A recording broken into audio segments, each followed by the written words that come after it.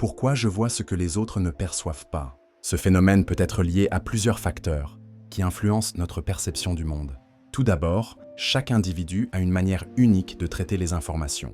Cette différence de perception peut être expliquée par des variations dans la sensibilité sensorielle, la manière dont le cerveau interprète les stimuli extérieurs, ou même la façon dont nous priorisons certains aspects de notre environnement par rapport à d'autres. Par exemple, certaines personnes sont plus attentives aux détails visuels, auditifs ou émotionnels, ce qui peut leur permettre de capter des éléments que d'autres ne remarquent pas. Une autre explication réside dans l'expérience de vie et les connaissances acquises.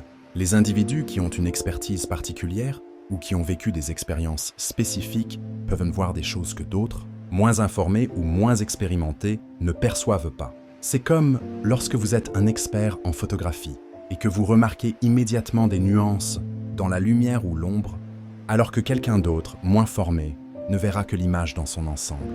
Il y a aussi la notion de biais cognitif, qui peut jouer un rôle dans la manière dont nous filtrons l'information. Nos croyances, attentes et émotions peuvent altérer ce que nous voyons.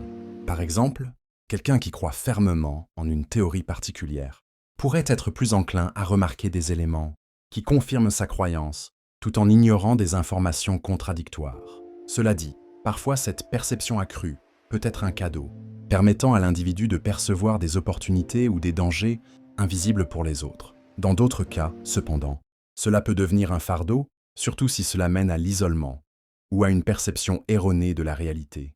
La solution, dans ces situations, réside dans l'équilibre et l'ouverture d'esprit, ainsi que dans l'effort de comprendre pourquoi nous percevons certains aspects de manière différente des autres. En conclusion, voir ce que les autres ne perçoivent pas peut être à la fois une bénédiction et un défi, selon les circonstances. Il s'agit d'explorer et de comprendre ces différences perceptuelles, d'apprendre à les utiliser à notre avantage et de rester conscient de la manière dont nos perceptions façonnent notre interaction avec le monde.